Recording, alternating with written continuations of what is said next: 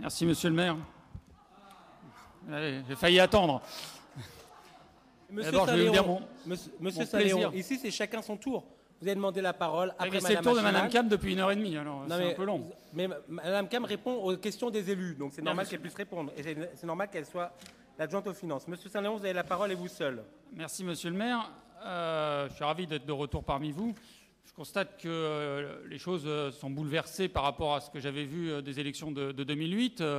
Madame Fischer critique votre rapport, on parle de l'urbanisme, on va en parler de l'urbanisme, monsieur Colson aussi, monsieur Soma se félicite d'avoir augmenté les impôts, moi pas, et monsieur Danlos nous annonce son départ de la majorité municipale. C'est plus le grand rassemblement, c'est le grand délabrement.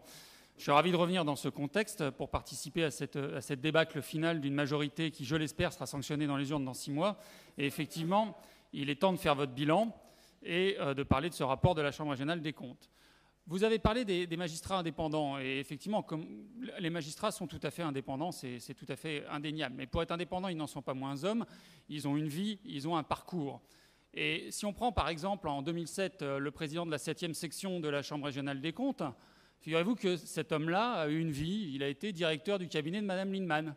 C'est amusant. Et vous-même, vous étiez chef de cabinet adjoint de Madame Lindemann. Ça n'a strictement rien à voir. Mais forcément, les magistrats ont une vie, ils sont indépendants, puis ils se promènent d'une administration à une autre, d'un cabinet à un autre, c'est la vie. À l'époque, il faut le souligner, en 2007, le rapport de la Chambre régionale des comptes s'était promené dans toutes les boîtes aux lettres de la ville. Jacques Attali a inventé les objets nomades, et nous, à Asnières, on a inventé le rapport nomade. Il se promenait partout, évidemment, c'est le pur fruit du hasard, c'est une certitude. Alors aujourd'hui, on a un nouveau rapport de la Chambre régionale des comptes, un rapport qui sanctionne la période de votre quinquennat. Ce rapport, en fait, il présente plusieurs chiffres. Ils ont déjà été égrenés longuement, donc je ne vais pas y revenir, parce que sinon je vais prendre sur le temps de parole de Madame Cam. Donc, je voudrais d'abord, en priorité, mentionner les charges de fonctionnement, qui ont été en augmentation de plus 14%. Ça pouvait être cohérent avec la hausse des impôts de plus de 20%. Hausse des impôts qui est, ça a été dit, d'une amplitude anormale. C'est quand même pas n'importe quoi de dire dans un rapport de la Chambre régionale des comptes que la hausse des impôts a eu une amplitude anormale. Vous allez nous le justifier, j'en suis certain, mais c'est quand même le fait majeur de ce rapport de la Chambre régionale des comptes. C'est cette amplitude anormale de la hausse des impôts. Et derrière, qu'est-ce qu'on a comme chiffre? On a une chute des investissements de 51%. Moins 51% des investissements. Vous augmentez les impôts et vous n'investissez pas. Les Asniérois sont en train de se demander à quoi servent leurs contributions directes. C'est quand même la moindre des choses. On constate aussi dans ce rapport qu'il y a un point, M. Colson l'a relevé en évoquant son expérience de l'entreprise. Moi, j'aurais pu plutôt à faire des parallèles entre la gestion des collectivités locales et les entreprises, ce sont des mondes différents. Mais quand même, en matière de contrôle, le rapport de la Chambre régionale des comptes pointe qu'il n'y a pas de contrôle de gestion centralisé dans cette mairie. Et il vous demande d'embaucher un contrôleur de gestion. Monsieur le maire, on en est où de cette embauche? On est en septembre 2013. Où on en est de cette embauche? Il constate que finalement vous fonctionnez avec des tableaux de bord et avec 2 directions décentralisées, la DRH et la direction des finances. Donc on a une ville de 82 000 habitants qui est gérée par le biais de tableaux de bord sans contrôle de gestion centralisé. C'est quand même un fait majeur là aussi. Et c'est un dysfonctionnement qui a duré 5 années. C'est énorme, 5 années. Alors avant c'était un peu différent, mais... Monsieur Saléon seul. Avant, c'était un peu différent. Monsieur Saléon seul a la parole. Merci, monsieur le maire. Évidemment, je ne parlerai pas de l'origine de l'emprunt. J'ai été assez surpris de voir dans ce rapport qu'on ramenait l'origine de l'emprunt à 97. Il y a matière à débat quand même, parce que ça voudrait dire que notre majorité à l'époque avait déjà hérité de la dette et avait déjà hérité d'une dette plombée. Donc après, il y a eu l'affaire des emprunts toxiques, certes, mais vous insérez, enfin le magistrat insère, mais probablement sur l'échange, le dialogue qu'il a eu avec vous, il insère cette dette de 97. C'est un débat qu'il faudra bien mener à un moment donné.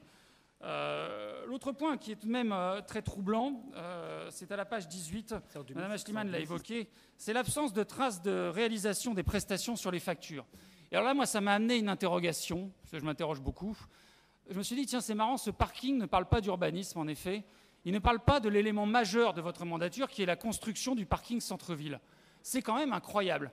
On a, s'il vous plaît, on a un rapport de 38 pages, contre 14 pour le précédent quand même. Le réquisitoire précédent était de 14. Là, on a un rapport de 38 pages qui ne mentionne absolument pas la réalisation du principal ouvrage de votre mandature. Et je me suis dit, tiens, c'est étonnant. Puis en fait, j'ai recherché, j'ai retrouvé, peut-être, je me suis interrogé en tout cas, sur l'origine. Pas de trace de réalisation de prestations sur les factures. Ça rapporte une interrogation que j'ai depuis longtemps, c'est pourquoi est-ce que Urbis Park, le constructeur de ce parking, a délégué à Eiffage? Une interrogation que j'ai depuis toujours. Pourquoi cette délégation de service public, pourquoi cette sous-traitance alors qu'Urbis Park était le constructeur? Et je me suis souvenu qu'en 2002, on avait versé une indemnité compensatrice à Omnipark, filiale d'Eiffage, vous voyez. Et je me suis dit, tiens, c'est curieux, ça aurait été quand même très intéressant qu'il y ait des traces de réalisation des prestations effectuées sur les factures pour qu'on puisse voir quelles avaient été les prestations effectuées. Donc je compte sur vous au prochain conseil pour lever mes interrogations sur ce doute. Et j'aurais aimé être interrogé par le magistrat de la Chambre régionale des comptes pour lui faire part de mon trouble par rapport à ce montage en bannistique. Voilà sur ces points. J'aurais d'autres points, évidemment, à pointer. On constate aussi qu'en matière associative, il y a une multiplicité des interlocuteurs. Ce n'est pas une mairie, c'est une pétaudière.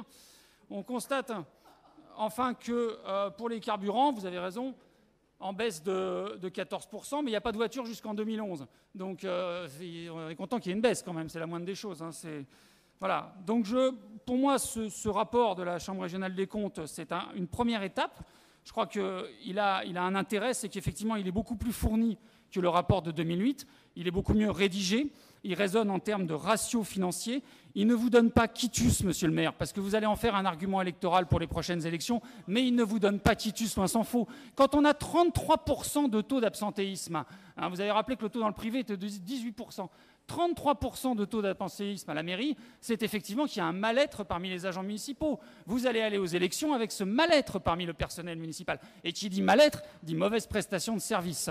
Donc, votre mandat aura été marqué par le mal-être, par l'absence de prestation de service, par l'absence de mention sur les factures. Ça commence à faire beaucoup pour un très très bon rapport. Et je ne parle même pas de la hausse des charges de fonctionnement qui n'est pas compensée par les investissements, et puis évidemment de la hausse majeure des impôts de 20% qui restera la pierre dans votre jardin de toutes les façons jusqu'en mars.